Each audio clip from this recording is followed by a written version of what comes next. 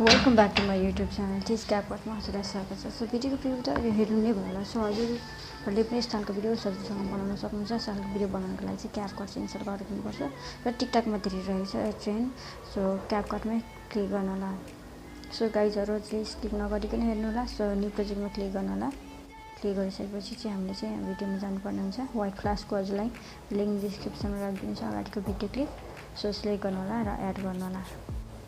Add गरिसकेपछि चाहिँ यसलाई हामीले म्युट गरिदिनेछ। यस्तो खालको रहेछ हाम्रो भिडियो क्लिप वाइट फ्लासको। सो गरिसकेपछि इन्डिङले हामीले सिलेक्ट गर्नुपर्ने हुन्छ। सिलेक्ट गर्नु होला।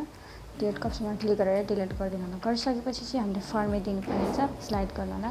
फर्मेटमा क्लिक गर्नु होला। 9:60 फर्मेट दिनु होला र ब्याक आउनु होला।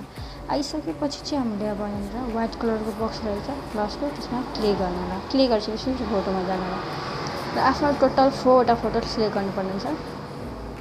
हजुरले फोटो पनि सिलेक्ट गरेर देखाउनेछु।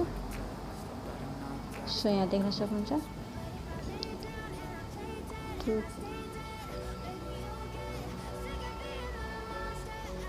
3 and 4 एड गर्नु होला।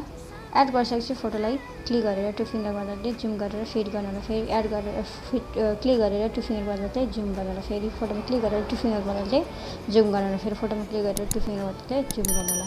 अब चाहिँ हामीले यहाँनिर क्लिक गर्नु होला। क्लिक गरेर त्योभन्दा अगाडि चाहिँ हामीले चाहिँ यहाँनिर ब्याकग्राउन्ड म्युजिक एड गर्नुपर्ने हुन्छ। एड अडियोमा क्लिक गर्नु होला। एक्सट्र्याक्टमा क्लिक गर्नु होला र ब्याकग्राउन्ड म्युजिकको डाउनलोड लिङ्क पनि डिस्क्रिप्सनमा राखिदिनेछु। डाउनलोड गर्नु होला। यो कम्प्लिट ट्युटोरियल बुझेर सिलेक्ट गर्नु होला ब्याकग्राउन्ड म्युजिक। सिलेक्ट गरेपछि इनपुट साउन्डमा क्लिक गर्नु होला। क्लिक गरिसकेपछि चाहिँ यसरी हुनेछ। सो हाम्रो अब हामीले ड्युरेसन दिनुपर्ने हुन्छ। ड्युरेसन हामीले यहाँनिर क्लिक गरेर यसरी स्लाइड गरेर स्टाइलमा क्लिक गर्नुपर्ने हुन्छ र स्लाइड गरेर हाम्रो 3D जुम प्रो रहेछ र 3D जुम रहेछ। हाम्रो 3D जुम प्रो युज गर्नुपर्ने हुन्छ। सो यहाँ हेर्न सक्नुहुन्छ हजुरले पनि।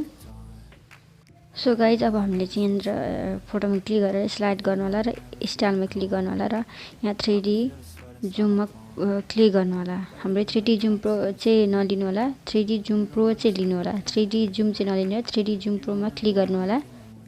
फेरि नेक्स्टमा पनि जेनेरेटिङ हुन्छ। फेरि नेक्स्टमा पनि 3D जुम प्रोमा क्लिक गर्नु होला र जेनेरेटिङ हुन्छ हजुरको 100% नदिनु र वेट गर्नुपर्ने हुन्छ। हजुरले इन्टरनेट चाहिँ अन गरेको हुनुपर्छ। फेरि नेक्स्टमा पनि त्यसै गर्नु होला। 3D जुम प्रोमै क्लिक गर्नु होला। सो जेनेरेटिङ हुन्छ हजुरले वेट गर्नु होला। फेरि नेक्स्टमा पनि त्यसै गर्नु होला। जेनेरेटिङ हुन्छ यसरी बस्नेछ। 3D जुम प्रोमा क्लिक गरेर जेनेरेटिङ हुनेछ। भइसकेपछि हजुरले यहाँ देख्न सक्नुहुन्छ राइट गर्नु होला। गरिसकेपछि चाहिँ अब हामीले चाहिँ फोटोलाई टाइमिङ दिनुपर्ने हुन्छ। हाम्रो फर्स्ट फोटोको टाइमिङ रहेको छ 1.9 रहेको छ। सेकेन्डको पनि हाम्रो 1.9 रहेको छ।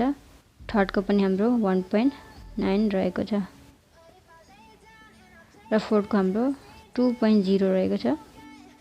सो ठ्याक्कै मिल्नेछ। यहाँ देख्न सक्नुहुन्छ अब हाम्रो अब चाहिँ हजुरले ग्यालेरीमा सेभ गर्नको लागि माथि एरोको अप्सन छ, त्यसमा क्लिक गर्नु होला।